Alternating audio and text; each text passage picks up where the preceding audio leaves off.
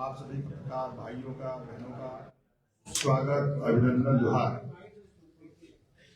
आज की इस प्रेस वार्ता को संबोधित करने के लिए हम सबके बीच विराजमान हैं इस प्रदेश के प्रथम मुख्यमंत्री, भारतीय जनता पार्टी के यशस्वी प्रदेश अध्यक्ष और वर्तमान में नेता प्रतिपक्ष आदरणीय बाबूलाल मरांडी जी। मैं उनका इस मंच पे स्वागत करता हूं, अभिनंदन करता हूं।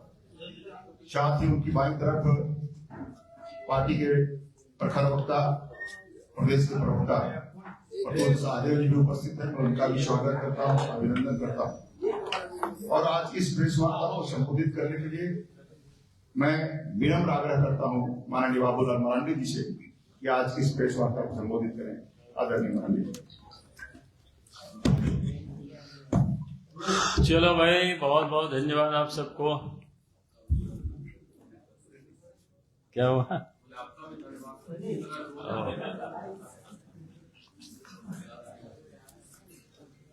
नहीं, विषय आप सब लोगों के संज्ञान में है। एक दिन हमने प्रेस वार्ता किया था, संभवतः कब किए थे? 4 दिन पहले। तो उस दिन मैंने कहा था कि फिर हम कुछ चीजों को लेकर के हाँ, तो हमने कहा था कि फिर आएंगे आप सब लोगों के बीच में और उस बात को थोड़ा सा आगे बढ़ाएंगे। तो आप सबके संज्ञान में है विषय, इसलिए मैंने थोड़ा सा याद कराया। तो आप सबको ध्यान में है कि जो कि इस समय जो राज्य के मुख्यमंत्री जिस डीजीपी का उन्होंने जो त्याग पत्र लिया, तो उनके बारे में पहले राज्य के मुख्यमंत्री ने काफी विरोध किया था।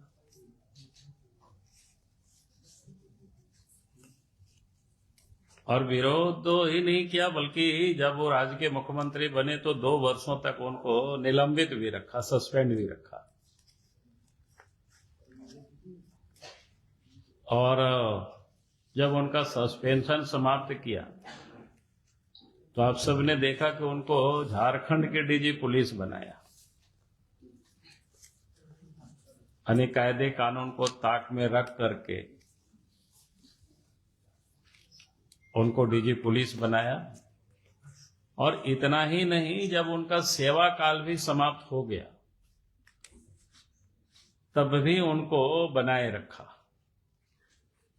जबकि भारत सरकार का जो पत्र था 30 अप्रैल उनकी सेवा समाप्त हो रही है, लेकिन उसका उन्होंने अनुपालन नहीं किया और उसके बाद भी उनको बनाए रखा। उस समय भी हमने इन सारे मुद्दों को लेकर के काफी विषय को उठाया था और उसके बाद वो काम करते रहा। उस समय भी क्या क्या घटनाएं हुई, उस समय भी हम उठाते रहे बातों को। लेकिन कुछ दिन पहले आप सबने देखा कि अचानक फिर उनको हटाया। तो स्वाभाविक रूप से हमारे जैसे, या हमारे मन में ही नहीं बल्कि मैं समझता हूं कि समस्त झारखंड के लोगों के मन में एक सवाल उभरा कि भाई आखिर जिस व्यक्ति का उन्होंने विरोध किया लंबे समय तक, और उन्होंने, मुख्यमंत्री ने उनको 2-2 साल तक सस्पेंड रखा, निलंबित रखा, फिर उनका सस्पेंशन समाप्त किया तो गलत तरीके से उनको डीजी भी नियुक्त किया, और जब भारत सरकार ने उनकी सेवा को समाप्त कर दिया उसके बाद भी उनको बनाए रखा, तो फिर इसके पीछे का कारण क्या है? तो निश्चित रूप से कुछ ना कुछ तो कारण रहा होगा, तभी उन्होंने, जिनका विरोध करता हो, जिनकी सेवा समाप्त होने के बाद भी इनको बनाए रखा। तो हमारे जैसे झारखंड के लोगों के दिलों में एक बात तो जरूर तैरती है कि आखिर कारण क्या है। जिस व्यक्ति का कोई विरोध करता हो, निलंबन भी करता है, फिर पदस्थापित भी करता है, और उनके कामों को पदस्थापित नहीं बल्कि एक्सटेंशन भी कर रहा है और फिर उनसे रिजाइन भी ले रहा है। तो ये अपने आप में कई एक सवाल पैदा होता है। तो जितना कुछ भी जानकारी प्राप्त करने की मैंने कोशिश की तो उससे लगा कि एक प्रकार से अगर हम कहें तो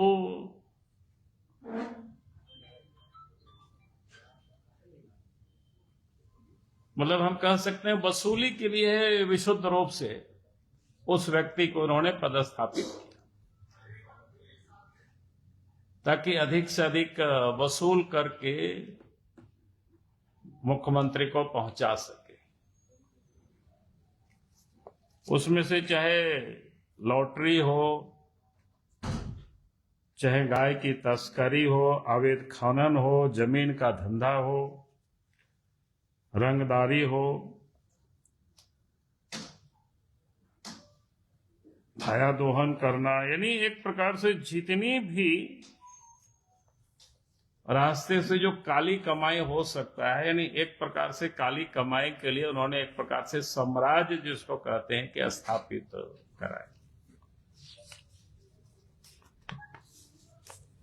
क्योंकि उस काम में भी हमने पहले कई एक विषय को कहा था कि भाई कई लोगों को फिर उन्होंने लगाया जिसका आप सब लोग देखते होंगे। बाद में जब वो हट गए दूसरे डीजीपी बने, क्योंकि पहले उन्हीं के पास सीआईडी भी था, उन्हीं के पास एसीबी भी था। अब जिन लोगों उनके जो कलेक्शन मास्टर थे, कलेक्टर जिसको कह सकते हैं, उनके लिए आजकल तो हम देख रहे हैं अखबारों में भी उनके ऊपर से एफआईआर हुआ, जांच पड़ताल चल रहा है। कोई इंस्पेक्टर गणेश सिंह थे, ऐसे कई लोग थे, रंजीत राणा थे, बिचौलिया कोई मनीष गुप्ता, हरियाणा के कोई किसान, ऐसे जैसे लोगों ने जो अवैध धंधा का जिसको कहते हैं कारोबार लोगों ने संभाला था। तो आज सरकार को उन सारे लोगों के ऊपर भी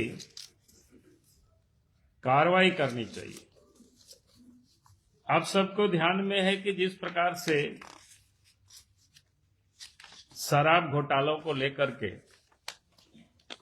हमने मुख्यमंत्री को पहले भी पत्र लिखा था, आप सबके संज्ञान में है, पहले भी मैंने आप सब लोगों को बताया था, लेकिन सरकार ने पूरे 2 वर्षों तक कोई संज्ञान नहीं लिया उस पर। और जब उस शराब को लेकर के छत्तीसगढ़ में केस हुआ और छत्तीसगढ़ की सरकार ने उन सारे केस को सीबीआई को जांच के लिए ट्रांसफर कर दिया, तो फिर एकाएक आप सबको ध्यान में आया, कुछ समय पहले भी मैंने कहा था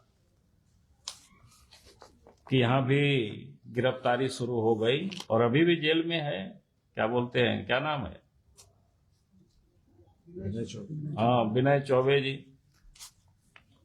वही नहीं बल्कि कई लोगों को उस समय गिरफ्तारी हुई। उस समय भी मैंने आप सब लोगों को बताया था कि भाई गिरफ्तारी जिस तत्परता से हुई, लेकिन 90 दिनों तक गिरफ्तारी के बाद भी चार्जशीट नहीं शामिल हुआ, इसलिए कई लोग बेल में छूट गए। यानी किस प्रकार से भाया दोहन किया गया है, यानी चार्जशीट नहीं शामिल करना ताकि उनको बेल मिल जाए। तो कईकों को बेल मिल गया, आप सबके संज्ञान में है। फिर कईकों को तो गिरफ्तारी भी नहीं की गई, भाया दोहन इस प्रकार से, यानी और जांच को कह सकते हैं कि शराब घोटालों में भी यानी क्या कहते हैं सैकड़ों करोड़ की उसमें उगाही हुई। जैसे कई लोगों को जमानत दिलवाया गया, कुछ का नाम हटाया गया, कुछ को पकड़ के छोड़ा गया और कुछ को पकड़ने की भय दिखा करके उनसे वसूला गया। तो इस प्रकार से आप कह सकते हैं। फिर आप सबको याद होगा, अखबारों में भी छापते रहे हैं, बंगाल और बांग्लादेश की जो सीमा, जैसे पाकुड़, धनबाद, इन सारे क्षेत्रों में लॉटरी का एक बड़ा धंधा। कोई धनबाद में तो किसी का कोई झुनझुन वाला का भी नाम है सारे, तो यानी एक सारे ये जो धंधा यानी इनके देख रेख में सब चल रहा था, इन लोगों के इनके संरक्षण में ये सारे जो धंधा चल रहा था। फिर जमीन का कई एक मामला होता था तो उसमें जांच के लिए सरकार ने एसआईटी गठित कर दी, लेकिन उसमें से कुछ भी नहीं, बल्कि जिन लोगों ने ये सब धंधा जो करते थे उन लोगों को भी भाया दोहन करना, कि उनको नोटिस करके बुलाना, धमकाना, उनसे पैसे वसूलना, यानी इतना ही उससे काम हुआ। अगर वास्तव में सरकार इन सारी चीजों को चाहती, आज भी हम चाह रहे हैं कि भाई सरकार को करना चाहिए, जैसे बिहार सरकार ने कानून बनाया, जिन लोगों ने भी गलत तरीके से संपत्ति अर्जित किया है कि उसको जांच करने के लिए, जब्त करने के लिए बिहार सरकार ने कानून बनाया। तो झारखंड की भी हेमंत सोरेन सरकार अगर वास्तव में सचमुच में चाहती है कि भाई हम इस प्रकार की जो भ्रष्टाचार हो रहा है, लूट हो रहा है, अफसर या बाकी संपत्ति लोग अर्जित कर रहे हैं, तो उसको जांच करके उसको जब्त करेंगे, और जहां पर विद्यालय, अस्पताल जो भी हो गरीबों के लिए, गरीब गुरुओं के लिए, वो सब बना सकते हैं। तो ये सब भी बिल्कुल कहीं आपको कुछ नहीं दिखाई पड़ेगा। फिर आप सबको एक ध्यान में हम दिलाना चाहेंगे कि गुजरात पुलिस के इनपुट पर, माने उनके सूचना पर, जो एक बार धनबाद में जो कफ सिरप बोला जिसकी काफी चर्चा हुई, तो उसमें से लोकल थाना ने पकड़ा भी, उसको सीज करने पहुंचा, तो फिर डीजीपी का टेलीफोन जाता है और वो कहता है कि भाई इसको आप छोड़ दीजिए, इसको सीआईडी इसको टेक ओवर करेगी। लेकिन उसके बाद आज तक पता नहीं चला कि उसका क्या हुआ, उस नशे के कारोबारी को किसने संरक्षण दिया, जिन लोगों ने बच्चों के भविष्य के साथ, जीवन के साथ जो खिलवाड़ करता है। मैंने इसलिए इन बातों को बताया कि किस प्रकार से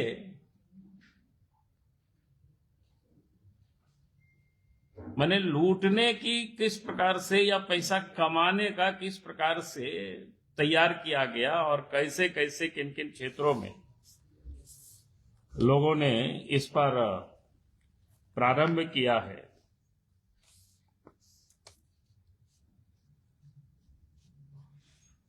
और जानकारी तो यहां तक मिल रही है कि झारखंड में, ताकि अपने आप को सुरक्षित हो सके। उस समय भी आप सबको ध्यान में होगा, मैंने एक विषय कहा था, संभवतः या प्रेस किए थे या ट्वीट किए थे, अभी इतना विषय हो गया तो कभी कभी हमारे दिमाग से भी लगता है कि विषय, अब सबको ध्यान में होगा, पिछले बार जब डीजी जब बदल गए नहीं, उनके से एसआईबी और सीआईडी का, एसीबी और सीआईडी का जो डीजी पद से उनको हटा दिया गया, तो एक्साइज ऑफिस से किस प्रकार से कागज पत्तर फाइल वहां से रातों रात टेम्पू में बाकी उसको ले गया वहां से। हमारे पास तो जानकारी है, कई एक ऐसे महत्वपूर्ण फाइल है जिसका उन्होंने पेन ड्राइव बना लिया है, और दिल्ली और हरियाणा से बैठ करके मुख्यमंत्री का भी एस्कॉर्शन कर रहा है। तो ये आप कह सकते हैं कि बहुत बड़ा झारखंड में लूट का एक प्रकार से अड्डा बना हुआ था, या उनके सारे संरक्षण में। और अब दिल्ली और हरियाणा से बैठ करके शायद सीएम को भी ब्लैकमेल कर रहा है क्या। और मैं कहूंगा कि और किस प्रकार से अपराधियों के साथ उनका सांठगांठ था, आप सबको ध्यान में होंगे। अमन साहू के इनकाउंटर के बाद जो सुजीत सिन्हा कहां जेल में बंद थे, चाईबासा में, उनको वहां से ट्रांसफर कहां, पलामू कर दिया गया था। अब सबके संज्ञान में विषय सब ओपन आया हुआ है। तो किसी भी, कोई भी इस प्रकार के जो अपराधी होते हैं सामान्यतया जहां कहीं भी, तो उनको अपना क्षेत्र से उनको दूर रखा जाता है। ये यहां उल्टा हुआ था। तो ये सारे जो कनेक्शन है, वो बिल्कुल स्पष्ट है कि क्राइम की दुनिया माने एक प्रकार से कैसे क्राइम करवा रहे थे या उनको किस प्रकार से संरक्षण दे रहे थे, कैसे प्रोटेक्ट कर रहे थे। हम समझते हैं कि इससे बड़ा और दूसरा कोई उदाहरण ऐसा नहीं हो सकता है। वैसे ही एक अपराधी थे राजेश राम करके रामगढ़ में, कई एक हत्या, आर्म्स एक्ट वगैरह के मामले में जेल भी जा चुके थे, लेकिन उनका लोग उनके ऊपर गंभीर आरोप थे, लेकिन इसके बाद भी उनका जो बैठकी कहाँ होता था, डीजीपी आवास में। उनका जो गोपनीय शाखा होता था वहां कर रहते थे, और उनके साथ जो इंस्ट्रक्टर जिन लोगों का मैंने नाम लिया अभी, वो सारे लोगों के साथ मिल करके ये लोग वसूली करते थे।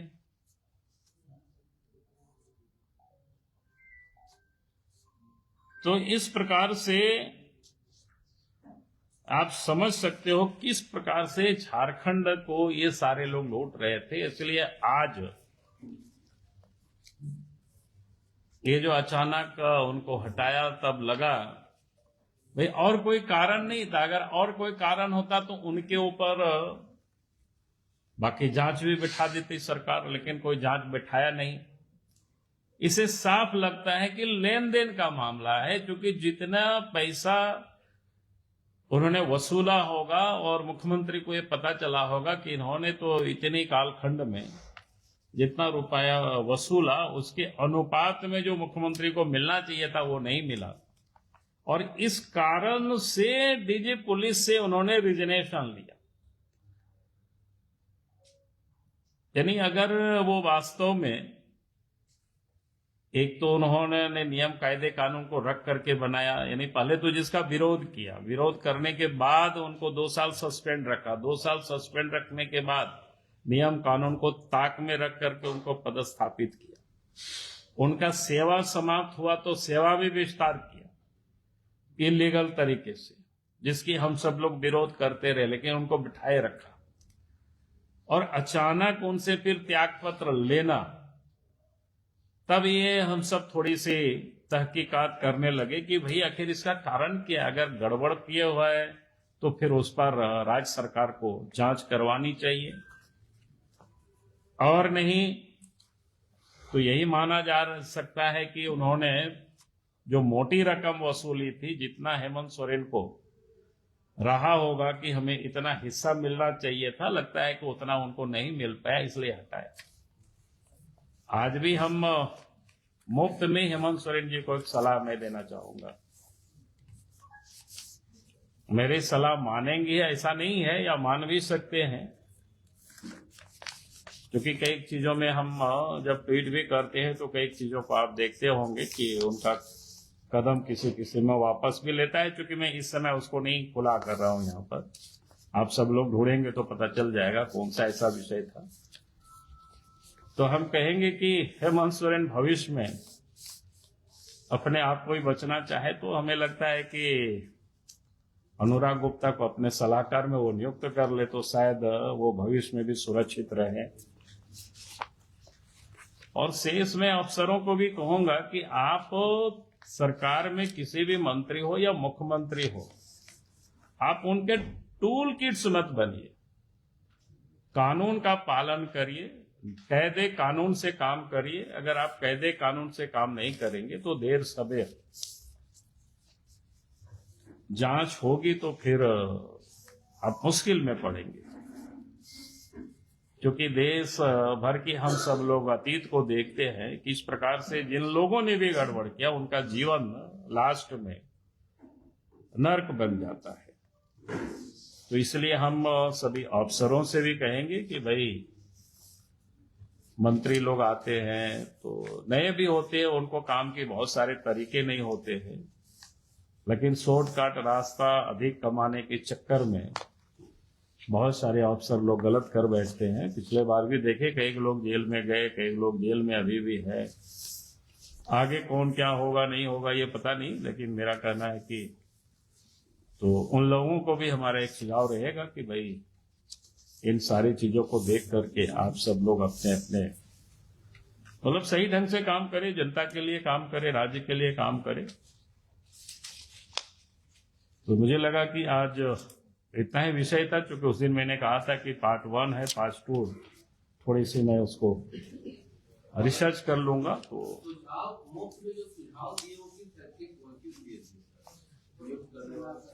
अरे मैंने तो बोल दिया यार, किस लिए अभी तो हम सब बात बोल दिए।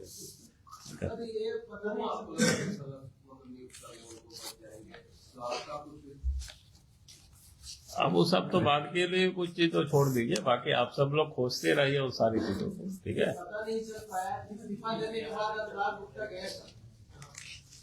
अब ये तो आप लोग भी थोड़ा ढूंढिए ना, सब काम अब हम ही जिम है, तो आप लोगों का भी खोजे पत्रकारिता, अभी कुछ तो करना चाहिए।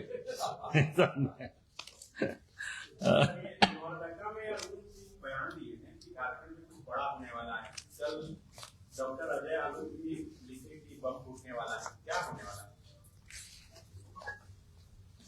देखिए, अरुण जी ने जो कहा होगा, किस संदर्भ में कहा होगा, इसलिए मैं उसके बारे में नहीं कह सकता हूं। और बाकी किस संदर्भ में कौन कहाँ क्या बोलता है, इसलिए उस पर हम कोई विश्लेषण करें तो मुझे अच्छा नहीं लगता है, वो ठीक नहीं है हमारे लिए। आपके पास